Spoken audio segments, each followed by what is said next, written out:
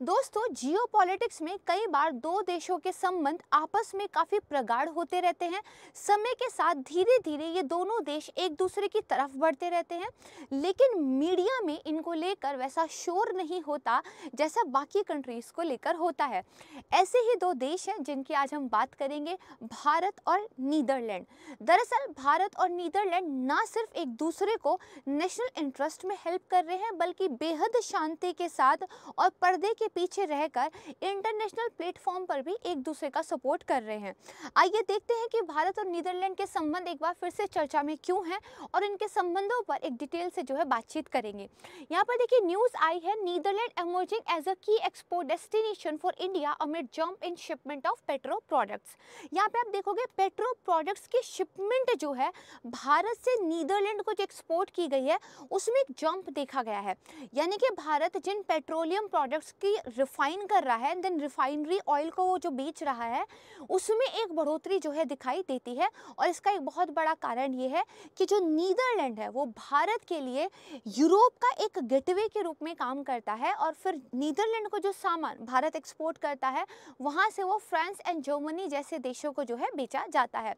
वाणिज्य मंत्रालय की तरफ से आंकड़े दिए गए हैं जहाँ पर यह बताया गया है कि भारत के निर्यात बाजार के रूप में, यानी कि इंडिया के ट्रेड के लिए अगर एक एक्सपोर्ट डेस्टिनेशन की बात करें तो ब्रिटेन, हांगकांग, बांग्लादेश और जर्मनी को पीछे छोड़ते हुए नीदरलैंड जो है भारत की एक बेहद महत्वपूर्ण एक्सपोर्ट डेस्टिनेशन बन गया है। अगर हम बात करें 2021 में तो नीदरलैंड भारत का 9वां सबसे बड़ा, और अगर बात करें 21-22 में तो 5वां सबसे बड़ा एक एक्सपोर्ट डेस्टिनेशन था। आज जब हम इस न्यूज़ को डिस्कस कर रहे हैं तो नीदरलैंड जो है यूएस एंड यूनाइटेड अरब अमीरात के बाद तीसरा सबसे बड़ा एक्सपोर्ट डेस्टिनेशन भारत के लिए बन गया है। आइए मैप की बात करते हैं। यदि ये आप यूरोप का मैप देख पा रहे हैं तो यहाँ पर बेसिकली ये जो आपको कंट्री दिखाई दे रही है ये नीदरलैंड है। इसी को यहाँ पे जूम इन कर लेते हैं तो ये आपको नीदरलैंड जो है यहाँ पे दिखाई दे रहा है। आप इसकी अगर लोकेशन देखेंगे तो यहाँ ब्लैक सी है, दिस इज मेडिटेरियन सी, और ये बेसिकली नॉर्थ सी है, और यहाँ पे आप देखेंगे तो बाल्टिक सागर है। तो बहुत ही ज़्यादा आप कह सकते हैं महत्वपूर्ण समुद्री रास्तों के बीच में ये देश जो है स्थित है, इसीलिए बहुत स्ट्रैटेजिकली इम्पॉर्टेंट है। दूसरा, इस देश में जो बंदरगाह वगैरह हैं वहाँ पर खर्चा थोड़ा सा कम आता है, तो भारत जो है यहाँ बंदरगाह पर पहुँचकर और फिर यहाँ से यूरोप की अन्य कंट्रीज़ को जो है ट्रेड कर पाता है, इसीलिए इसको यूरोप का गेटवे कहा जाता है, कम से कम भारत के लिए। अगर हम बात करें जो टॉप एक्सपोर्ट्स हुए नीदरलैंड को 2022 में, सबसे ज़्यादा देखिए पेट्रोलियम प्रोडक्ट थे, that is a good thing. उसके बाद organic chemicals, electric machinery, aluminium, iron and steel था। एल्युमिनियम और आयरन स्टील में जहां चीन और भारत के व्यापार की बात करें तो भारत की तरफ से जो एक्सपोर्ट हो रहा था चीन को, उसमें कमी देखने को मिली है, लेकिन हमने जो है नीदरलैंड को एक्सपोर्ट ज़्यादा किया है, तो चीज़ों को हम बैलेंस कर रहे हैं। इसके अलावा अगर हम बात करें टॉप एक्सपोर्ट डेस्टिनेशन जो इंडिया के थे तो US, UAE, China, Bangladesh, Netherland ये 5वें नंबर पे था जिस टाइम पे डाटा रिलीज हुआ था कॉमर्स मिनिस्ट्री की तरफ से, और अब दरअसल ये 3rd नंबर पे पहुंच गया है अगर हम एक्सपोर्ट डेस्टिनेशन की बात करें तो देखिए सबसे बड़ा निर्यात गंतव्य जो भारत के लिए है वो है अमेरिका। इसके बाद बारी आती है संयुक्त अरब अमीरात की, और अब जो है तीसरे नंबर पर नीदरलैंड है। अगर हम बात करें अप्रैल-दिसंबर 2022 की तो जो स्टार्टिंग के कुछ 9 मंथ्स थे इसमें जो व्यापार है उसमें बढ़ोतरी हुई है लगभग 69% की, यानी कि 70% व्यापार बढ़ा है और ये पहुंचकर $13.67 अरब पर पहुंच गया है। अगर बात करें पिछले साल के इन्हीं महीनों की तो ये केवल $8 अरब था। देखिए बात करें तो नीदरलैंड और भारत के जो व्यापारिक संबंध है वो 2000 के दशक से ही बेहतरीन होने शुरू हो गए थे। हालांकि अगर बात करें तो जब डच कंपनी आई थी भारत में ईस्ट इंडिया कंपनी के टाइम पर, तब से लेकर अब तक जो है व्यापारिक संबंध बने हुए हैं, लेकिन तब इक्वेशन कुछ और थी, अब इक्वेशन कुछ और है। तो 2001 के आसपास से जो है लगातार आप देखेंगे संबंध बढ़े हैं। उस टाइम पे जो व्यापार होता था वो केवल 88 करोड़ रुपए का था, अब ये जो है करीब $13 अरब पर पहुंच चुका है। कौन कौन से महत्वपूर्ण प्रोडक्ट है, जैसा मैंने आपको बताया, पेट्रोलियम उत्पाद, इलेक्ट्रॉनिक सामान, रसायन, एल्युमिनियम के सामान, ठीक है। तो ये चीज़ थोड़ी सी ध्यान रखिएगा। इसके अलावा federation of Indian export organisation की तरफ से एक डाटा दिया गया है कि नीदरलैंड के जो बंदरगाह है, सड़क, रेलवे और जलमार्ग संपर्क है ना, ये यूरोपीय संघ के साथ भारत का एक कनेक्शन डेवलप करने में जो है काफ़ी तेजी से उभर कर आ रहे हैं। जैसे यहाँ पे बताया गया है, ये भारत है, बीच में नीदरलैंड आता है, देन यूरोप आता है, तो ये गेटवे टू यूरोप है। और 20% जो इंडिया का एक्सपोर्ट यूरोप को हो रहा है वो दरअसल नीदरलैंड के माध्यम से हो रहा है, यानी कि 20% एक्सपोर्ट हम नीदरलैंड के माध्यम से जो है यूरोप को कर पा रहे हैं। भारत के और नीदरलैंड के जो मजबूत होते आर्थिक संबंध हैं, तो यहाँ पर इससे एक फ़ायदा ये भी है कि इसके साथ भारत व्यापार अधिशेष में है, यानी कि हम ट्रेड सरप्लस में रहते हैं। हम नीदरलैंड को जितना एक्सपोर्ट कर रहे हैं उतना इंपोर्ट नहीं कर रहे हैं, तो हम बेसिकली फॉरेन करेंसी को यहाँ से कमा रहे हैं, जबकि चीन के साथ हम क्या है, ट्रेड के डेफिसिट में रहते हैं, तो ये एक अच्छी बात है। अगर हम बात करें पेट्रोलियम निर्यात कितना बड़ा है, तो पेट्रोलियम निर्यात जो कि 2.7 अरब डॉलर था, ये अब बढ़कर 6.4 अरब डॉलर हो गया है, क्योंकि जो पेट्रोलियम कंपनियां हैं वो नीदरलैंड को एक डिस्ट्रीब्यूशन सेंटर के रूप में देखती है, यानी कि वहां तक आप शिपमेंट को पहुंचाइए, क्योंकि बंदरगाह वगैरह सस्ते हैं, एंड देन वहां से जो है दूसरी कंपनियों को फर्दर जो है एक्सपोर्ट कीजिए। सिर्फ निर्यात या ट्रेड की बात ही नहीं, जो डच तकनीकी है वहाँ पर उन्होंने विज्ञान में जितना अच्छा काम किया है, उसको लेकर जो भारत कोलैबोरेशन कर रहा है, इसके पॉइंट ऑफ व्यू से भी भारत काफ़ी इंपॉर्टेंट हो जाता है।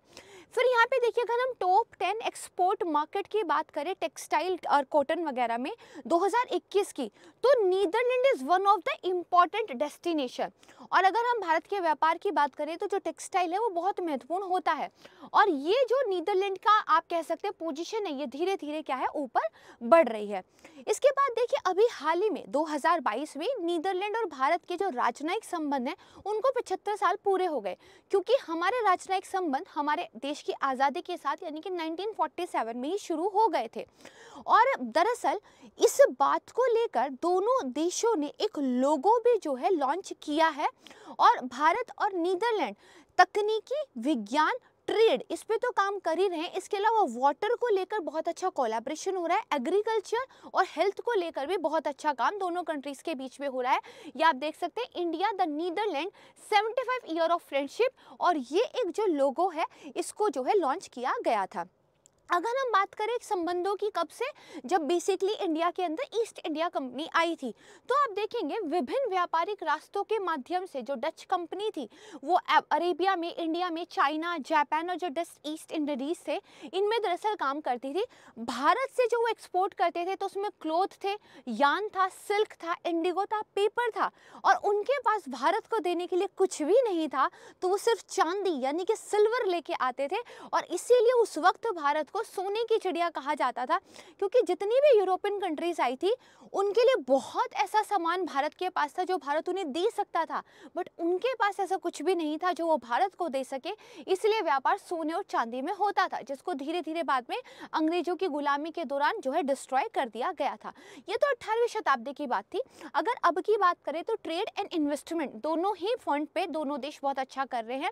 1980 के दौरान डच सरकार ने भारत को एक महत्वपूर्ण व्यापारिक साझेदार, एक बहुत ही आप कह सकते हैं स्ट्रैटेजिकली इंपॉर्टेंट ट्रेड पार्टनर की जो है संज्ञा दी थी। नीदरलैंड अगर यूरोप की बात करें तो चौथा सबसे बड़ा व्यापारिक साझेदार है, और भारत में नीदरलैंड जो है चौथा सबसे बड़ा निवेशक भी है, यानी कि इन्वेस्टमेंट भी नीदरलैंड से भारत में काफ़ी आता है।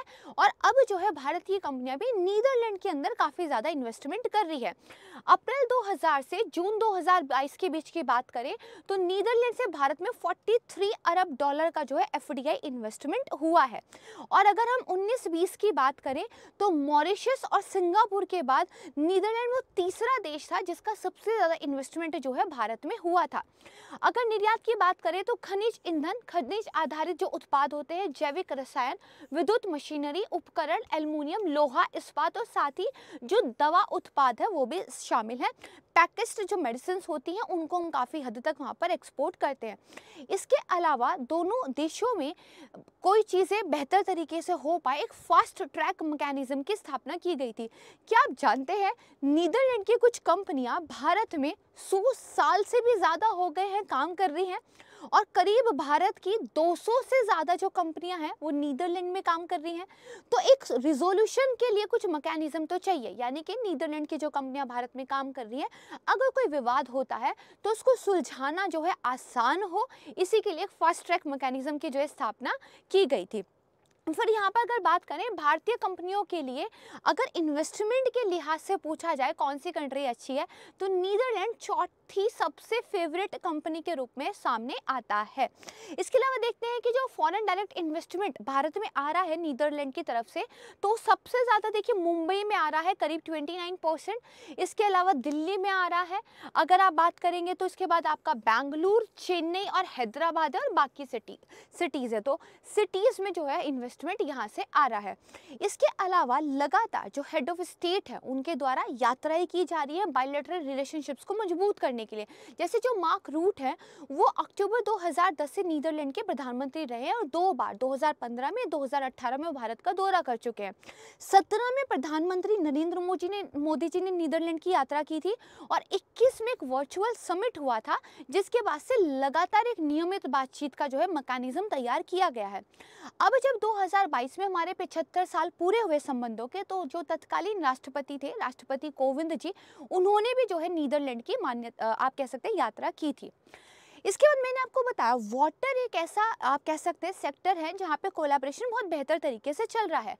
नीदरलैंड की जो जल प्रबंधन और वैज्ञानिक जानकारी है वो वर्ल्ड क्लास है। तो यहाँ पर देखिए हमने जल पर एक रणनीतिक साझेदारी यानी कि स्ट्रैटेजिक पार्टनरशिप इन वाटर की शुरुआत की थी, और एक फोरम है बेसिकली, उस फोरम को हम मंत्री स्तरीय लेवल पर ले जा चुके हैं, यानी कि मिनिस्ट्रीज के लेवल पर इस पर बातचीत की जाएगी। नीदरलैंड भारत के कई राज्य और कई नगर पालिकाओं के साथ मिलकर वाटर मैनेजमेंट पर काम कर रहा है। जैसे उत्तर प्रदेश में जो नमामि गंगा कार्यक्रम है, तमिलनाडु के अंदर जो जल प्रबंधन के संरक्षण को लेकर काम है, केरल में बाढ़ प्रबंधन से जुड़े हुए बहुत सारे कार्यक्रमों में नीदरलैंड जो है शामिल है। इसके अलावा एक बहुत इंपॉर्टेंट इनिशिएटिव दोनों कंट्रीज के बीच में चल रहा है, यह है Dutch Indo water 3 alliance leadership initiative, जिसको शॉर्ट फॉर्म में बहुत प्यारा नाम दिवाली कहा जाता है। इसके अलावा अगर आप देखोगे तो जो डच प्राइम मिनिस्टर थे, उन्होंने मोदी जी को सपोर्ट किया था क्लीन गंगा रिवर मिशन के लिए, और 2018 में Indo Dutch clean Ganga mission को लेकर एक जो है इनिशिएटिव स्टार्ट भी किया गया था। सॉफ्ट पावर या पीपल टू पीपल कनेक्शन की बात करें तो ये भी बहुत बेहतरीन है। यूरोप की अगर मेनलैंड की बात की जाए, मेनलैंड ऑफ यूरोप की बात की जाए, तो सबसे ज़्यादा लोग जो हैं वो नीदरलैंड में ही रहते हैं। अगर पूरे यूरोप की बात की जाए तो यूनाइटेड किंगडम के बाद सबसे ज़्यादा लोग जो है नीदरलैंड में रहते हैं, जो भारतीय मूल के करीब 2,60,000 लोग जो है भारतीय मूल के वहाँ पर रहते हैं। खासकर अगर साइंस एंड टेक्नोलॉजी में पढ़ाई करनी है तो भारतीयों के लिए नीदरलैंड एक बहुत ही इंपॉर्टेंट डेस्टिनेशन माना जाता है। एजुकेशन के पॉइंट ऑफ व्यू से वहाँ पर जो है स्टूडेंट्स जाते हैं। इसके अलावा जो भारत सरकार के बेहद महत्वपूर्ण इनिशिएटिव्स हैं, जैसे make in India, skill India, clean India और डिजिटल इंडिया, उसके एक बहुत मेजर पार्टनर के रूप में जो है नीदरलैंड सहयोग कर रहा है। 2016 में जब हमें MTCR यानी कि मिसाइल टेक्नोलॉजी कंट्रोल रेजिमे की मेंबरशिप मिली थी, तो उसमें नीदरलैंड ने भी काफ़ी सपोर्ट किया था। इसके अलावा जब Bharat United nation security council में अपनी परमानेंट सीट के लिए पिच करता है, तो वहाँ पर भी नीदरलैंड जो है हमें सपोर्ट करता है। और इस तरीके से ना सिर्फ नेशनल लेवल पर बल्कि इंटरनेशनल फ्रंट्स पर भी दोनों कंट्रीज एक दूसरे का सहयोग करते हुए नजर आते हैं। This is all about from my side. मुझे उम्मीद है कि नीदरलैंड के साथ भारत के जो बायलैटरल रिलेशनशिप है, इनको छोटे से समय में एक बेहतरीन तरीके से समझा पाने में मैं आपको कामयाब रही होंगी। इसके अलावा आप मेरा डेली लाइव सेशन ज्वाइन कर सकते हैं, जिसमें मैं द हिंदू न्यूज़पेपर के जो एडिटोरियल्स आते हैं उनको डिस्कस करती हूँ। क्लास की टाइमिंग होती है सुबह 7:30 बजे, तो मोस्ट वेलकम है आप सभी का उस सेशन को ज्वाइन करने के लिए। इसके अलावा अगर आप वीकली करंट अफेयर पढ़ना चाहते हैं तो सैटरडे को रात को 8:30 से लेकर 10:30 बजे तक मेरी क्लास होती है, जिसमें पूरे हफ्ते के करंट अफेयर को जो है हम प्रीलिम्स के पॉइंट ऑफ व्यू से पढ़ते हैं। साथ ही अपनी UPSC की प्रिपरेशन के लिए आप हमारे सुपर कोचिंग कोचिंग प्लेटफॉर्म को ज्वाइन कर सकते हैं, जहां पर बेस्ट टीचर्स के द्वारा बेस्ट एजुकेशन दी जाती है और वो भी बेहद अफोर्डेबल। फीसेस की केवल 40,000, लेकिन अगर आप फैकल्टी कोड यूज़ करते हैं जैसे PRACHIC, ये मेरा फैकल्टी कोड है, तो आपको फर्दर डिस्काउंट जो है इस पर मिलता है, तो ये आप ज़रूर जो है अवेल कीजिएगा। साथ ही अगर आपको जितना भी मैंने पढ़ाया है इन सारी PPTs को एक्सेस करना है, तो you can join me on a Telegram channel. Here is the scan code, इसे स्कैन करके डायरेक्टली आप जो है टेलीग्राम पे मुझसे जुड़ सकते हैं। साथ ही आपको मैं थैंक यू सो मच बोलना चाहूँगी सुपर कोचिंग IAS के साथ बने रहने के लिए। अगर आपने अभी तक हमें सब्सक्राइब नहीं किया है तो प्लीज़ कर लीजिएगा और वीडियोस को ज़्यादा से ज़्यादा शेयर कीजिए, अपना फीडबैक ज़रूर दीजिएगा। बहुत जल्द मिलूंगी एक नए टॉपिक के साथ, तब तक के लिए आप सभी को नमस्कार, जय हिंद।